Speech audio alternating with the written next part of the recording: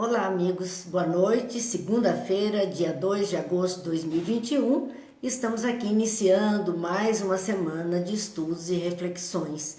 Hoje, na segunda-feira, como de costume, temos a refletir a obra Nosso Lar, do Espírito André Luiz, através da psicografia de Chico Xavier. Vamos à nossa prece, depois vamos cumprimentando os amigos que já estão conosco, a Célia, a Jane, que já estão se fazendo presentes. Muito obrigada pela companhia e nós ficamos felizes por estarmos juntas e podemos tecer essas reflexões. Outros amigos estão chegando nesse instante e a gente agradece muito, Cláudia, quem está conosco, Gil que está conosco, agradecemos muito. Vamos à prece, voltamos então para o nosso boa noite costumeiro. Pai de bondade, que a sua luz e a sua paz nos envolva, que as bênçãos dos céus descendo sobre nós, ilumine as nossas consciências, apacente os nossos corações, fortaleça em nossas almas a fé e a esperança, e que possamos verdadeiramente, Pai, olhando os exemplos de Jesus, sob a sua guarda, tecemos melhores reflexões, melhores conduções para o nosso existir. Assim, abençoa-nos, Pai, abençoa-nos, Mestre, e que a paz permaneça entre nós, agora e sempre. Que assim seja. Agradecemos a Márcia, a Ivete, ao Silvio, esses amigos incansáveis que estão conosco, Rogério, Cleusa. Sejam todos bem-vindos, sempre para nós essa alegria, porque estamos tendo a oportunidade de refletirmos algumas coisas boas nos momentos em que a vida às vezes se apresenta complicadinha, e assim estamos chegando. Sérgio, Dilza, muito boa noite. Sebastiana, os amigos vão chegando e nós vamos registrando aqui na medida do possível. Mara, Terezinha, tomara que a Mara hoje não esteja com eco no som, esteja tudo bem, ela possa também aproveitar junto de nós. Assim, amigos, vamos iniciar as nossas reflexões, depois vamos continuar. Guto, Brígida, que estão conosco, Cazuco, agradecemos muito a companhia, Lúcia, Cleusa. Nós estamos no momento, no capítulo 43 da obra Nosso Lar, que tem como título Em Conversação. Era logo após a palestra do ministro, do governador, que tinha ido até o Ministério da Regeneração e do Auxílio para levantar o ânimo, orientar aquelas pessoas que deveriam enfrentar as dificuldades da guerra que se aproximava. E após a palestra eles continuaram ali aquelas rodinhas de conversa, como a gente gosta de fazer. Estavam participando assim, amigos em pequenos núcleos, conversando sobre assuntos diversos. E assim que André Luiz se aproxima, levado por Tobias, que era seu companheiro, e Salúcio também, se aproxima do ministro Benevenuto, quando levado especialmente por Lísias, que havia vindo visitar e participar daquele momento. Vão ao ministro Benevenuto e ele era um recém-chegado da Polônia, então sabia mais da situação na face da terra, como estava na crosta terrena, a situação entre aqueles povos predispostos já ao início da guerra. E ele está ali fazendo esses comentários quando ele fala da dificuldade de socorrer aqueles inimigos, né? Aqueles aguerridos que haviam desencarnado e permaneciam como enlouquecidos ainda nos seus planos de ação. E ele diz que as pessoas acabam indo para o ambiente que sua mente o projeta, e que estavam se comportando muitos como demenciados, mas o louco, quando é tratado em casa, é mais fácil do que aquele que necessita ir para uma instituição, para um hospício, porque o caso dele é muito mais grave. Então, a espiritualidade poderia trabalhar melhor numa casa, num ambiente familiar, do que num ambiente onde haveriam muitas mentes perturbadas juntas. Essa era a conversa que acontecia naquele momento. Vamos lá, a Mara diz que hoje está tudo perfeito, Simone, boa noite, Carol, Rosângela, Simone, Cidinha, sejam todos bem-vindos. Como sempre, motivo de alegria para nós podermos estar juntos. Edna, que está conosco também, Rosângela, Terezinha, Cleusa, sejam bem-vindos. Vamos continuar então a partir desta conversação. Eram perguntas soltas, pessoas que estavam naquele entorno do ministro podiam fazer algumas perguntas a ele.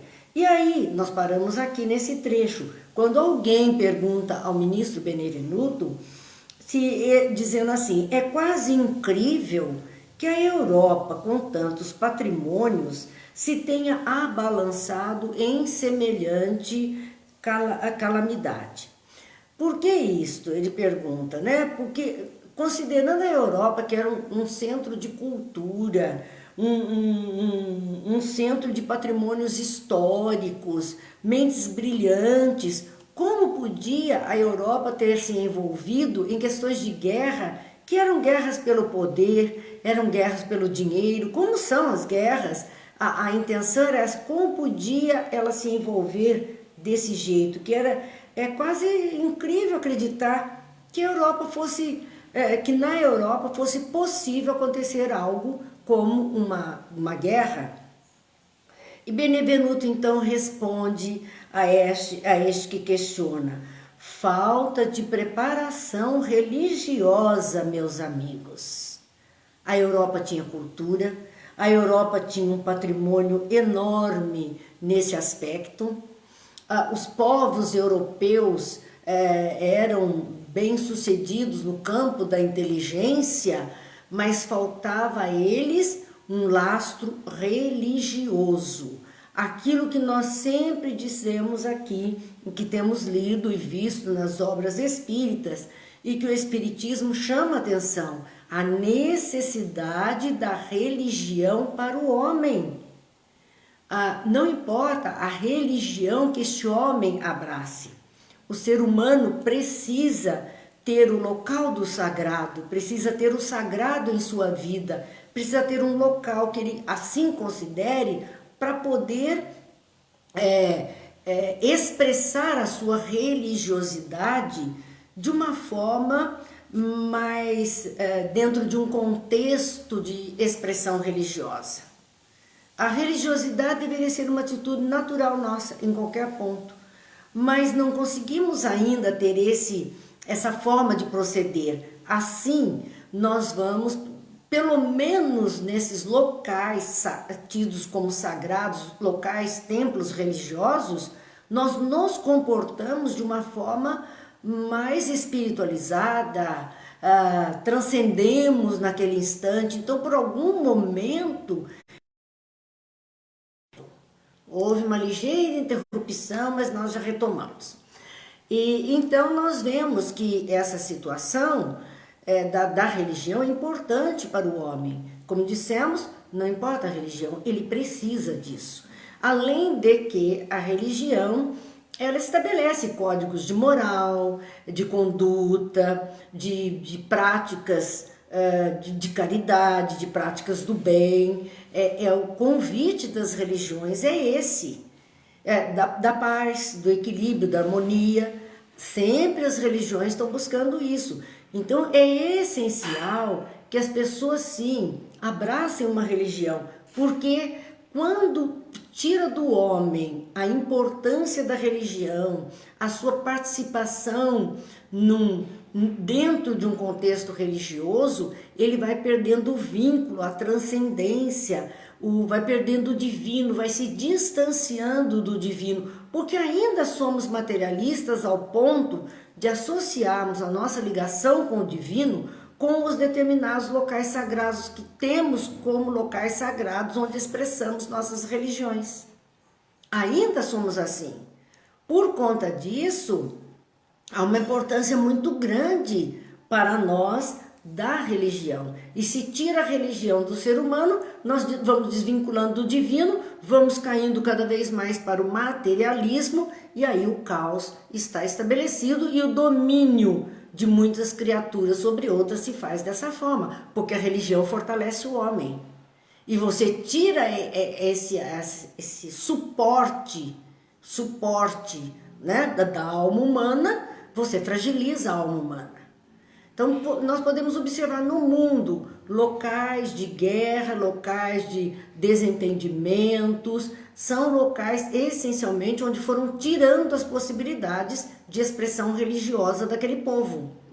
Com isso, o caos se estabelece.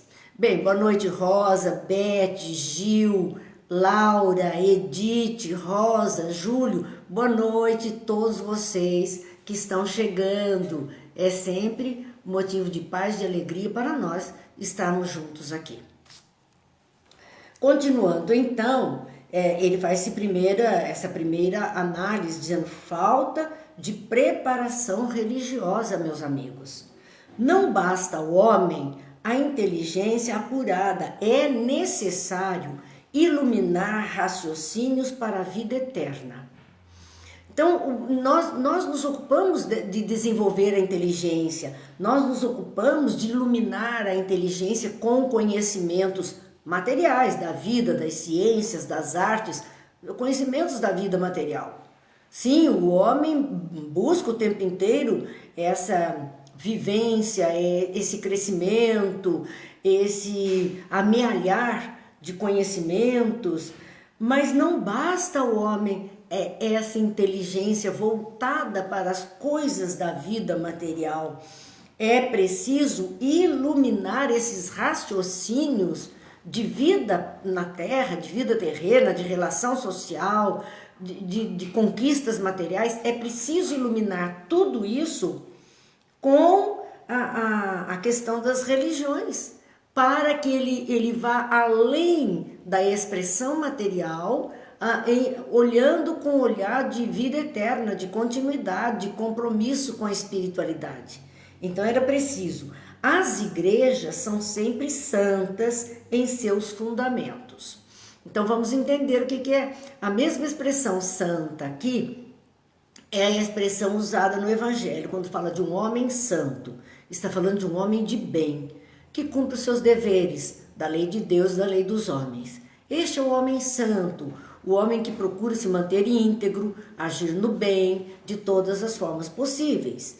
Então, nesse aspecto, é que a igreja também, as igrejas, de um modo geral, são sempre santas, quer dizer, elas têm fundamentos para bem conduzir a vida do homem na face da terra, nos dois aspectos, moral e espiritual, material e espiritual. Aspecto material e espiritual, que ele cumpra os seus deveres terrenos e que ele cumpra os seus deveres para com a lei de Deus. Todas elas, então, elas são sempre santas em seus fundamentos, elas trazem esse compromisso do homem para com outro homem e do homem para com Deus. De um modo geral, todas as religiões fazem isso.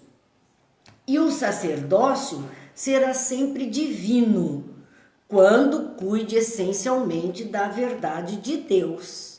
O sacerdócio é da parte daqueles que abraçam, então, a religião de uma forma mais fiel, de mais entrega. Então, quando isso acontece, a pessoa se envolve e se torna um líder dentro daquela proposta religiosa, ele se torna esse sacerdote da religião. Não no sentido de titulação, muitas vezes, uma titulação clerical, uma estrutura clerical. Não, não é isso. O sacerdócio é no sentido de grande envolvimento, dedicação, plenitude naquilo que ele está abraçando como verdade e o compromisso para com as outras pessoas que dele se aproximam. Por conta disso, diz o sacerdote é sempre divino nessas condições. Então não vai depender de um diploma de sacerdote, de uma titulação que lhe foi dada, uma classificação dentro de uma escala clerical. Não, é aquele da dedicação, aquele que procura aplicar todos esses conhecimentos. Então esse sacerdócio será sempre divino quando cuide essencialmente da verdade de Deus, quando é uma coisa sincera, quando ele se envolve, aquela criatura se envolve para esta pregação do bem, formação do homem de bem, participação no bem. Esse é o verdadeiro sacerdote. Então ela será divino nesse aspecto, se ocupa essencialmente da verdade de Deus. Nós vemos, infelizmente, pessoas que estão como líderes religiosos nas mais diversas religiões que não se ocupam essencialmente da verdade divina, mas se ocupam de todas as coisas materiais juntas, promoção da própria imagem, tirar proveito muitas vezes, rendas da situação daqueles que participam do seu clã religioso. Enfim, nós vemos esses comportamentos também tresloucados, exploradores das pessoas. Mas aquele que cumpre verdadeiramente é sim um sacerdócio divino que ele está cuidando na própria vida. Mas o sacerdócio político, e aqui ele já vai falar disso, que é a causa da guerra, jamais atenderá à sede espiritual de civilização. Porque, como dissemos, tem aqueles que vão para esses cargos de liderança dentro dos territórios do sagrado das religiões, não tendo outra intenção que não intenção política, de ganho material, de posição social, de amealhar bens. Isso é um sacerdócio político. Se envolve mesmo, conduz o rebanho para caminhos às vezes tortuosos. Nós já vimos casos que a imprensa mostrou há muitos anos de suicídio coletivo nas Guianas por conta de uma pessoa que estava no papel de um sacerdócio como um pastor de uma igreja que ele havia então fundado. E ele levou centenas de pessoas a um suicídio coletivo. Com ideias mirabolantes e com dinheiro rendendo ali na história, ele levou essas pessoas ao suicídio coletivo.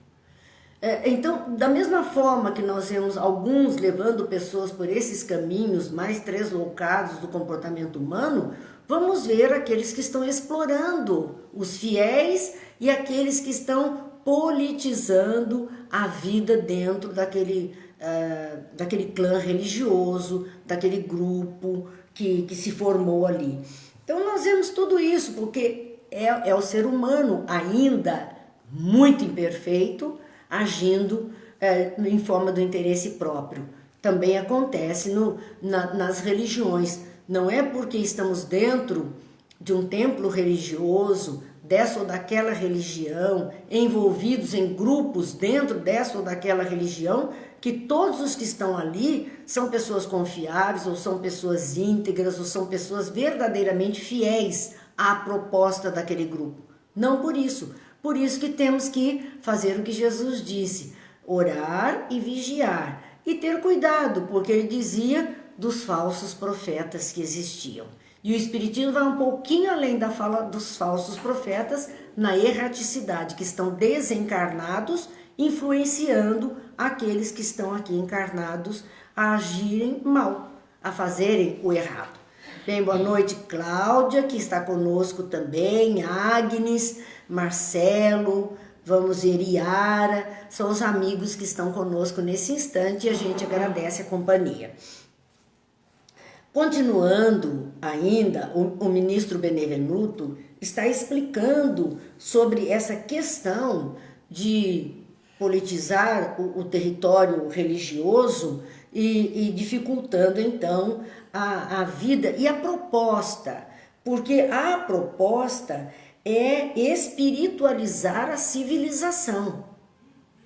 Essa é a proposta, tornar o homem ciente dessa continuidade do seu existir, da sua imortalidade, espiritualizando, quer dizer, desenvolvendo sentimentos mais nobres nesse homem. E no repente, esse tipo de sacerdócio, de líder religioso, não vai atender à sede espiritual da civilização, porque a civilização tem sede espiritual. Ela quer saber, ela quer desenvolver sentimentos, ela quer saber da transcendência, ela tem sede dessa orientação para uma vida mais suave, uma vida mais iluminada, uma trajetória de vida mais iluminada. E nem sempre consegue, porque a sua liderança não se volta para esse caminho. Sem o sopro divino, as personalidades religiosas poderão inspirar respeito e admiração, não a fé e a confiança. Porque muitas vezes, sim, determinados líderes são respeitados pela sua comunidade e são admirados até pela maneira mais ousada ou mais de um discurso mais forte que ele tenha. Eles podem ser respeitados ou até temidos, seria mais do que respeitado, mas temidos e admirados. Mas o que eles não podem fazer se não houvesse sopro divino, essa coisa mais espiritualizada, sentimentos mais nobres, se não houver isso, ele não vai desenvolver no outro, ele não vai inspirar no outro fé e confiança. Fé em Deus, na proposta de Jesus para os cristãos. Então ele não inspira fé e nem inspira confiança. Ele pode inspirar admiração, ele pode inspirar temor e até respeito pelo medo. Ele pode inspirar tudo isso, ou pela maneira que ele tem sucesso material, ele pode inspirar as pessoas. Mas ele não vai inspirar fé em Deus mesmo, verdadeiramente falando, e nem confiança nas leis divinas. Nós estamos num momento difícil na face da Terra, há momentos que as pessoas estão oscilando, com tantos transtornos, com tantas dificuldades. A gente vê muitas vezes pessoas eu perdi a fé, eu não sei mesmo, parece que Deus esqueceu do mundo. Então a confiança em Deus fragilizada, nós vemos em algumas pessoas. E muitos líderes religiosos, se não tiverem alma naquilo que estão fazendo, não vão alimentar nesses corações essa fé e confiança em Deus, porque por trás de tudo que nós estamos vendo nesse instante, tem uma lei de Deus funcionando, tem uma espiritualidade superior coordenando. Embora o nosso livre-arbítrio tenha levado a muitas situações difíceis, tenebrosas até na face da Terra, essa espiritualidade está atenta. Nós não estamos desguarnecidos. E hoje nós já estamos vendo uma boa notícia aí na televisão, a queda muito grande no número de mortes por Covid nas últimas 24 horas. No Brasil. Então estamos vendo um número, uma redução de quase um quinto do que vinha todo dia noticiando. Hoje nós estamos vendo um número muito reduzido da questão do Covid, de mortes por Covid nas últimas 24 horas no Brasil. Graças a Deus. Que esta onda passe e que a gente respire os ares da confiança, da fé, da segurança, para continuar a jornada. Os nossos que se foram, seja pela razão do vírus ou outra qualquer, porque nós estamos, as outras estão acontecendo, as outras formas de partida estão acontecendo na face da Terra, continuam acontecendo como sempre aconteceram, mas acrescentou-se mais essa, e abrupta, no repente. Mas os nossos que partiram, oremos por eles, vibremos por eles, que tenham o amparo necessário, que possam se reequilibrar para futuramente voltar para conduzir bem a vida terrena. É isso que nós esperamos de todos. E assim nós vamos indo, vamos seguindo. E os que estão aqui e não se foram, é porque tem compromisso aqui. Se estamos aqui ainda, como dizia o Chico Xavier, é porque a nossa missão não acabou. Nós temos tarefa a fazer. Então vamos encher de confiança, de esperança, de fé, para dar conta do nosso comprometimento aqui na vida, neste momento, com os nossos entes, com a sociedade em que vivemos, com o mundo onde estamos habitando. Que nós possamos ter essa consciência. Se estamos aqui na retaguarda, é porque nós ainda temos tarefa a fazer, senão teríamos partido também. Então, vejamos aqui o que todo esse discurso, essa conversação desse ministro com aqueles que ali se encontram. Outra pessoa, nesse momento, perguntam a ele, mas o espiritismo? Com certeza esse desencarnado que estava conversando lá no plano espiritual era um espírita. Então ele pergunta, mas o espiritismo, não surgiram as primeiras florações espirituais na América e na Europa há mais de 50 anos? Porque vamos rememorar, eles estavam em 1939. O espiritismo é do final do século XIX, então ele veio por 1857, a 1869 foi encerrando a parte da edificação das obras básicas, depois, claro, começaram então... É a segunda ligação que me fazem nesse horarinho aqui. E aí dá uma interferenciazinha para vocês, né? Eu já tinha conseguido tirar isso, eu preciso estudar como tirar isso para não haver essa interrupção nos nossos vídeos. Mas consideremos que tudo passa e tudo é lição, a gente está aprendendo também. Vamos ver o pessoal todo aqui, né? Comentando, a Marilda dizendo que sejam mais bem-sucedidos na próxima vez. Com certeza, Marilda, sabe por quê? Hoje nós já somos mais bem-sucedidos do que fomos no passado. Em cada encarnação, nós estamos um ponto adiante. Nós estamos ali, nem que seja um milímetro, um passinho de formiga, como eu costumo dizer. Eu não preciso nem dar um passo de gigante para mostrar o meu sucesso. Não preciso. Então, nós estamos melhor e com certeza o retorno desses que já se foram e a próxima experiência, eles virão com mais bagagem, com mais experiência, com mais maturidade para dar sequência. Os que eram bons estarão melhores ainda.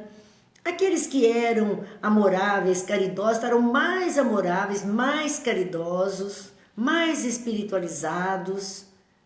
Os que eram difíceis, quem sabe, veio um pouquinho mais frágil, né, para poder ser rearranjado numa estrutura melhor.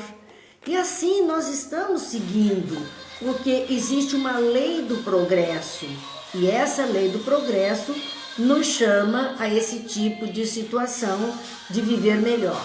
Vocês me dão licença um minutinho só. Fecha aqui para mim, por favor. Existem uns celulares com umas músicas aqui em casa bem altas. E acontece. Hoje está acontecendo de tudo, vocês perceberam, né? Mas isso faz parte natural de qualquer família, de qualquer casa. A gente está vendo que é assim mesmo. Vamos lá. A Marilda dizendo, sim, o espírito jamais retrograda. É verdade, nós podemos estacionar, mas retrogradar jamais. Estamos indo, os degraus do crescimento, lento e sempre, graças a Deus. O pessoal está até rindo aí dos barulhos domésticos, sinal que tem vida dentro de casa, tem movimento, tudo isso faz parte nosso convívio. Nós não podemos exigir tanto, né? Temos que saber dessas coisas. Acontece, a Lúcia acontece e eu encaro com muita naturalidade, vocês veem que não me agasta não. Mas vamos lá então. Sobre o espiritismo. que ele questiona. Não surgiram as primeiras florações espirituais na América e na Europa há mais de 50 anos?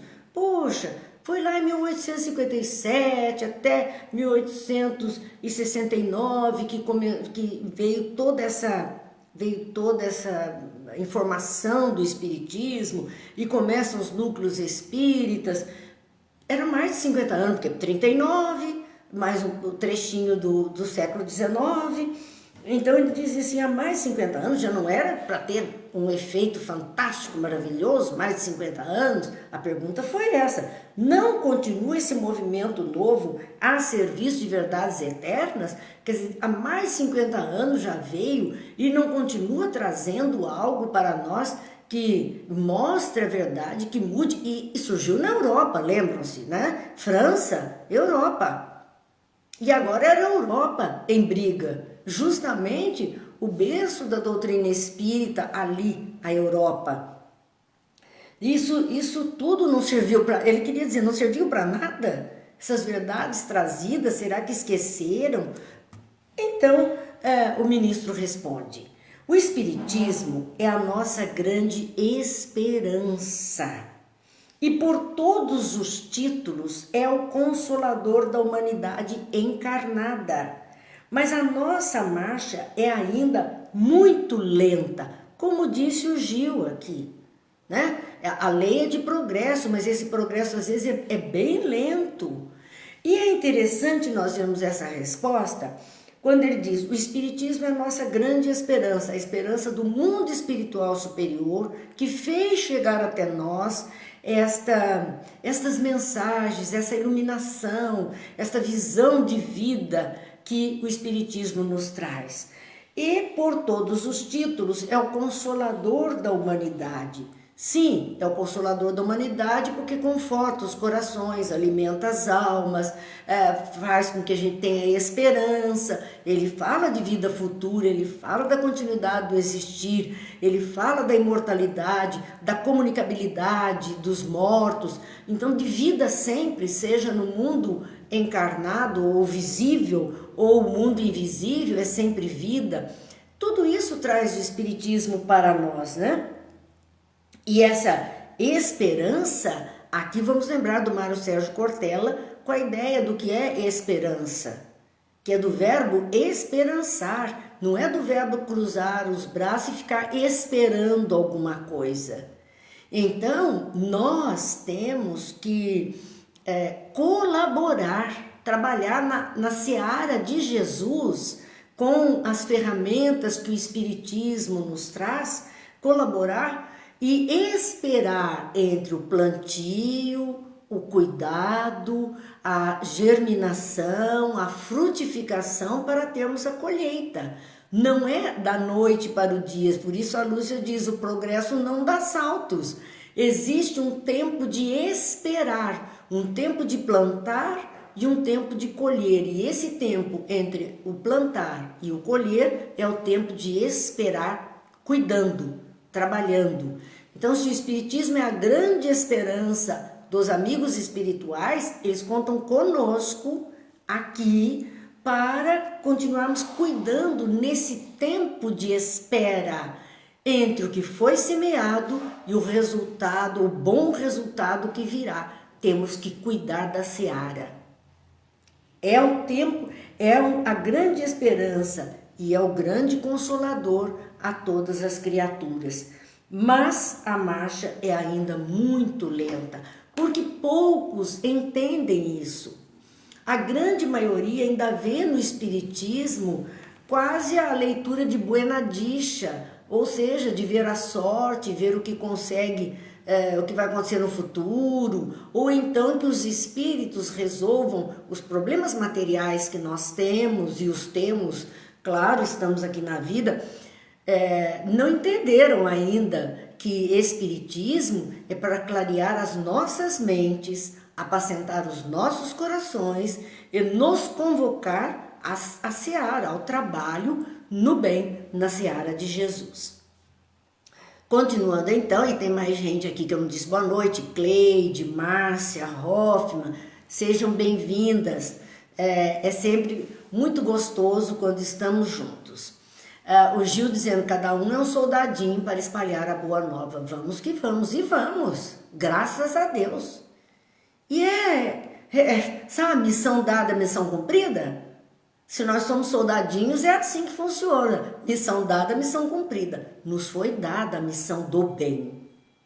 O cumprir é praticar de todas as formas possíveis, na medida da nossa capacidade, esse bem, para então verdadeiramente fazermos jus e voltarmos como bom soldado que combateu o bom combate, o combate do bem na face da terra, não a guerra que a Europa iria enfrentar. Então, voltando aqui ao discurso do ministro, ele diz, trata-se de uma dádiva sublime, o Espiritismo. Trata-se de uma dádiva sublime para a qual muitos homens ainda não possuem olhos de ver, aquilo que dissemos. Não enxergam tudo que o Espiritismo está trazendo para nós e nos convidando a proceder, ao bom proceder na face da terra. Desde a nossa vida interior, a trabalhar conosco mesmo e com aqueles que conosco estão caminhando. Ele diz, é uma dádiva, mas ainda muitos homens não possuem olhos de ver. Muitos olham para o Espiritismo como mais uma religião na face da terra. Apenas isso. É mais uma religião. Abre lá o centro espírita e muitas pessoas têm em mente que é como se abrisse uma igreja, uma capela, um templo, um local de oração. Apenas isso. E não é. É um local de instrução. De instrução para cada um de nós, de instrução que façam mudanças sinceras e significativas no mais profundo do nosso ser diante das situações que a vida nos apresenta. Então é muito mais do que um simples local onde pudéssemos nos reunir para orar, para cantar, para ouvir uma comunicação, para assistir uma palestra. Tudo isso é ótimo. Tudo isso faz falta, muita falta. Mas o mais importante é o conteúdo da doutrina, os esclarecimentos de vida que ela nos traz, seja vida no plano visível ou no invisível, o convite à melhoria constante, para que assim tenhamos paz interior e façamos esse bom combate que Paulo disse em suas epístolas, é preciso vestir o capacete da esperança. Ele simbolizava a guerra mesmo. Capacete protege a cabeça do soldado na guerra. Então, quando ele fala em capacete da esperança, a esperança protege a nossa mente, protege de pensamentos mais difíceis, de dardos venenosos, negativos, peçonhentos, que são lançados por outras mentes desequilibradas. Se nós não tivermos ali o capacete da esperança colocado sobre nossa cabeça, nos protegendo, que é a fé, que é o conhecimento, nós perecemos esses ataques, os bombardeios que estamos sofrendo. Então Paulo sabia disso, quando ele fala do capacete da esperança, é disso mesmo, que a religião é um escudo para nós e ainda para estar na guerra do mundo, além do escudo que é a religião, precisamos ter a mente envolvida pelo capacete da esperança para estarmos protegidos dos ataques e conseguirmos sair vencedores em nós mesmos de tudo isso. Bem, vamos lá então, os amigos aqui, a Lígia, que chegou também, a Cleide, que está conosco, Marilda, a Jaqueline e a Lúcia nos dizendo, é um trabalho interior que nos exige muita compreensão, boa vontade, humildade e comprometimento com a nossa vida interior. Essa é a proposta da doutrina espírita. Então é muito mais do que um simples frequentar num determinado dia da semana um trabalho espírita, um evento na casa espírita. É muito mais. é muito mais profundo. Continuava o ministro, então, a dizer: esmagadora porcentagem de aprendizes novos aproxima-se desta fonte divina, o Espiritismo como fonte divina, a copiar antigos vícios religiosos. Ele analisa desta forma. Olha, esmagadora porcentagem, quer dizer que a maioria daqueles que se aproximam da informação espírita, do espiritismo, das casas espíritas, ele arrasta consigo antigos vícios religiosos. Quais? Do que é que ele está falando? Querem receber proveitos. Porque se nós olharmos, até lá no paganismo, até lá na condição de muitos deuses, dos deuses dos lares, que as pessoas tinham altares, na Grécia Antiga, Roma, para os deuses dentro da própria casa, altares onde ela oferecia sacrifícios, nós vamos ver que tinha o deus da fartura, o deus da guerra, o deus da caça, o deus do amor e assim por diante, daquelas coisas que o homem deseja. Sucesso. Eram deuses com os quais ele ia negociar um sucesso naquele aspecto especial que ele estava desejoso sair vencedor. E ali ele oferecia então sacrifícios, cânticos, incensos, flores, frutas, depende, cada um daqueles deuses tinha lá suas exigências. Assim, nós vamos ver que isso vem desde lá. E transferimos isso mesmo para as doutrinas que surgiram fora da ideia de muitos deuses, mas de um único Deus, né? Como um Deus todo-poderoso, uma doutrina monoteísta. Aí surgiram o que? Além de Deus dentro das doutrinas? Santos, ou espíritos amigos, ou orixás que queiramos colocar, ou qualquer ideia de alguém que possa representar ainda o bem que nós desejamos. Criaturas que nós passamos a respeitar, a até venerar, por conta do que ela possa nos oferecer. Então estamos transferindo tudo aquilo de um passado para os contextos religiosos que foram surgindo. Era ter algo em proveito próprio. Tirar proveito do lado espiritual das religiões, mas não se dispõe a dar coisa alguma de si mesmos. Interessante que o ministro não critica o fato de buscar uma religião para algum proveito. E é claro que nós só vamos buscar para algum proveito. Seja paz interior, é um proveito. Seja harmonia na família, é um proveito. Nós buscamos essa ligação de transcendência no proveito de alegria, paz e harmonia para nós mesmos. Mas ele diz, saindo daquelas coisas materiais, porque ainda tem os que vão atrás das coisas materiais, mas tem os que vão em busca, um bom lugar, queremos então estarmos próximos da espiritualidade maior, para quê? Para termos uma boa acolhida no mundo espiritual. Eu quero proveito, eu quero alguma coisa boa para a minha continuidade. Mas, diz ele, e ele não critica isso, esse proveito, ele não critica. Ele diz que apenas nós ficamos centrados nisso, isso nós estamos trazendo dos costumes anteriores, mas não se dispõe a dar coisa alguma de si mesmos. Não se dispõe a oferecer nada de si. Nós somos capazes de oferecer como era no passado.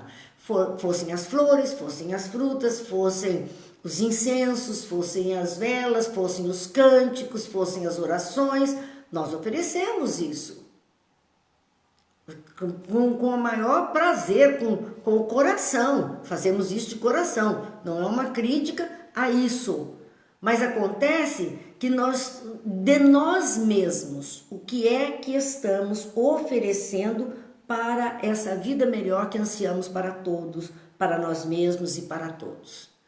O que é que a gente pode dar de si mesmo? O conhecimento que temos, isso nós podemos dar. É nosso. Nós podemos oferecer aos outros.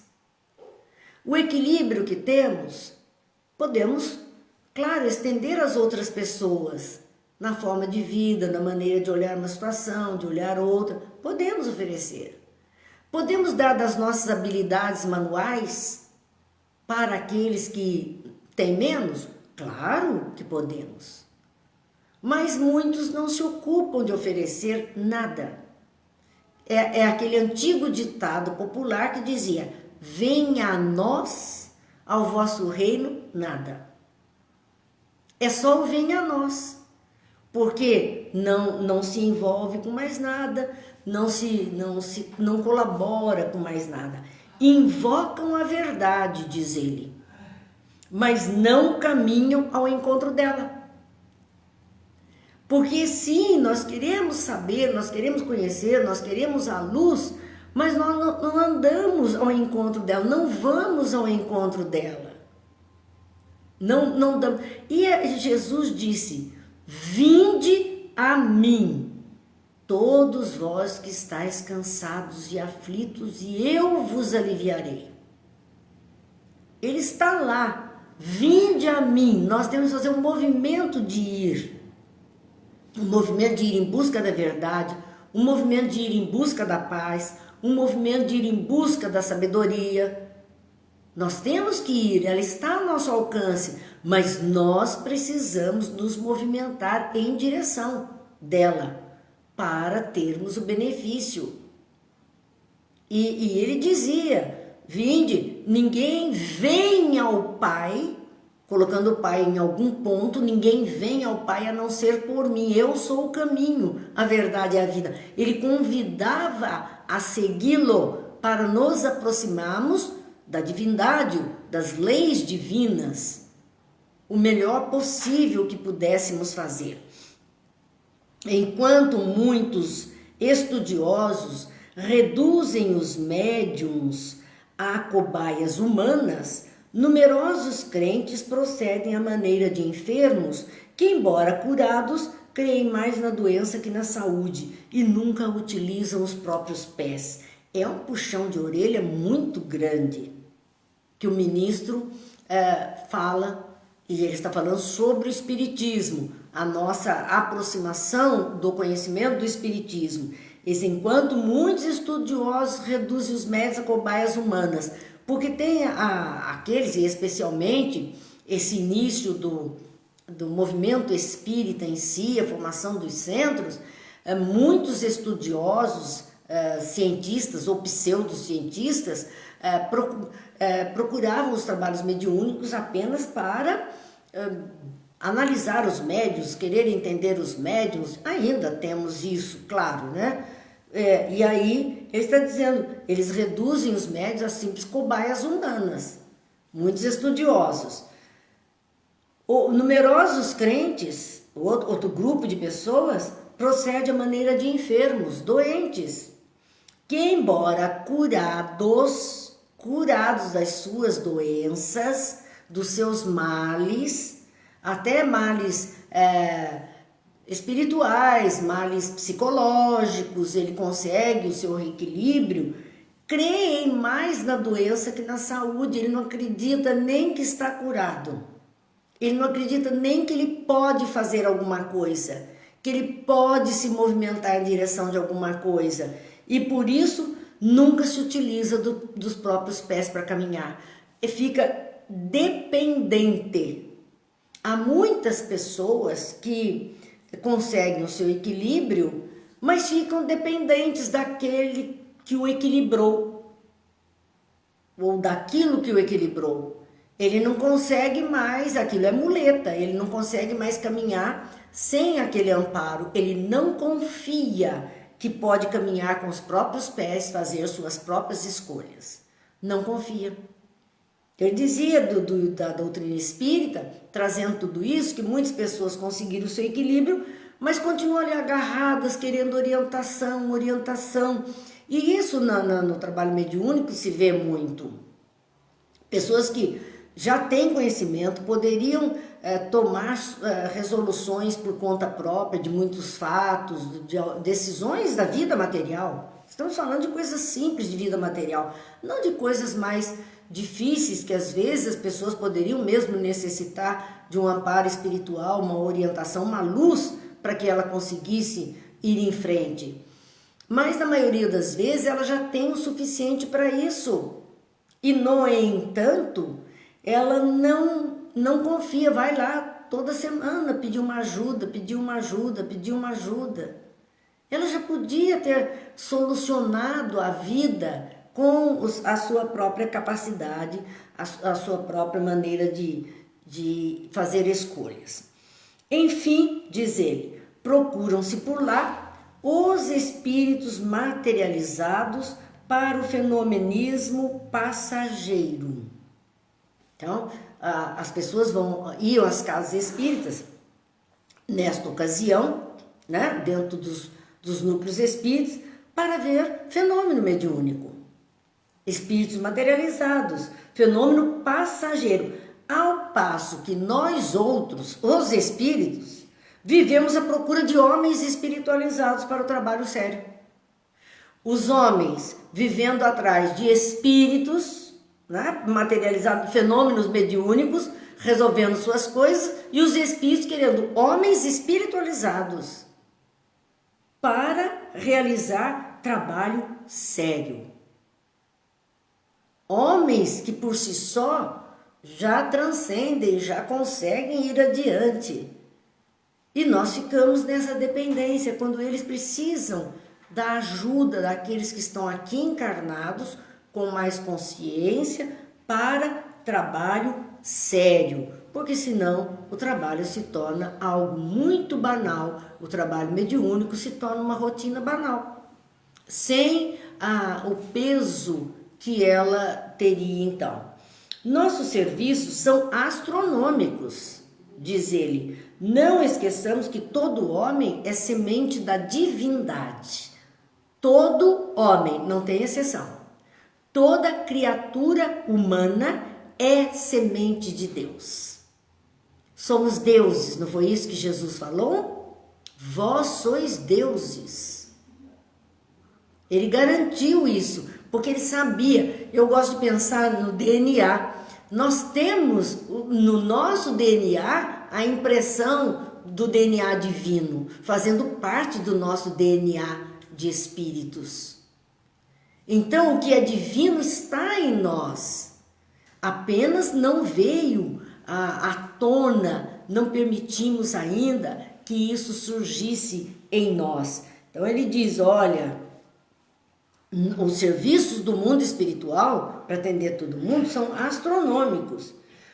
E os homens não acreditam que são sementes divinas, que podem fazer tanta coisa, são filhos de Deus, estão dotados de capacidade para fazer muitas coisas. Ataquemos a execução de nossos deveres, temos deveres, com esperança e otimismo. O mundo espiritual tem esperança e otimismo. Por que é que nós vamos fraquejar? Se eles contam conosco, e eles têm esperança e otimismo, e estejamos sempre convictos de que, se bem fizermos a nossa parte, podemos permanecer em paz, porque o Senhor fará o resto. Olha que maravilha! Se nós contribuirmos com aquilo que é necessário, com aquilo que nós recebemos como missão, dar conta, se nós fizermos, vamos ficar em paz. A paz de poder deitar a cabeça no travesseiro e achar que fez tudo o que precisava fazer, deu conta do que precisava dar, a tranquilidade na alma. Então, se nós conseguirmos isso, fazendo a nossa parte na proposta do bem na face da terra, colaborarmos com o bem na face da terra, se nós fizermos isso, o Senhor fará o resto. Ele precisa só um pouquinho da nossa ajuda aqui no plano terreno. O mais fica por conta do Senhor para que as coisas todas entrem no eixo. Bem, meus amigos, nosso tempo chega ao fim, encerramos aí o capítulo 43 nesta conversa com o ministro e iremos semana que vem para o 44, que tem como título As Trevas. E aí nós vamos ver as condições no mundo espiritual de pessoas, né, que não cumpriram esse compromisso com a lei do amor, esse compromisso com a lei de Deus, que não sequer trabalharam nesse bem para todas as criaturas, que nós precisamos colaborar de alguma forma. Não estamos aqui por acaso. A doutrina espírita também não veio em época errada. Ela chegou na hora certa, preparou nesses 150 anos para esse momento da transição mesmo, mais acentuado, porque ela já vem se efetivando, mas mais acentuado, onde cada um de nós é um elemento importante para o equilíbrio. E agradecemos hoje muito por essa notícia da diminuição do número de mortes por Covid no nosso país. Que Deus permita que cada dia que a gente olhe aquela informação, o número esteja se reduzindo mais e mais e mais e mais, para que a vida esteja pujante nos corações humanos. Vamos agradecendo, lembrando então das bênçãos que recebemos e vamos para a nossa oração. Hoje, aquela oração de ação de graças. Acho que nós temos que agradecer muito a oportunidade reencarnatória, a oportunidade de conhecer esses ensinos que nos sustentam na vida, mas que colocam sobre os nossos ombros a responsabilidade de viver melhor conosco mesmo e com todos aqueles que partilham da nossa caminhada. É maravilhoso, Senhor, ter braços perfeitos quando há tantos mutilados, meus olhos perfeitos quando há tantos sem luz, minha voz que canta quando tantas emudeceram, minhas mãos que trabalham quando tantas mendigam. É maravilhoso voltar para casa quando tantos não têm para onde ir. É maravilhoso amar, viver, sorrir, sonhar quando há tantos que choram, odeiam e revolvem-se em pesadelos, morrem antes de nascer. É maravilhoso ter um Deus para crer quando há tantos que não têm o consolo de uma crença. É maravilhoso, Senhor, sobretudo, ter tão pouco a pedir e tanto a agradecer. Que Deus nos abençoe, que Jesus nos ilumine, que a paz se faça em todos os lares, que a luz se faça nas consciências, especialmente daqueles que estão no comando das nações, para que verdadeiramente a harmonia se faça no planeta. Deus abençoe a todos e até amanhã, se Deus quiser, quando aqui estaremos de volta.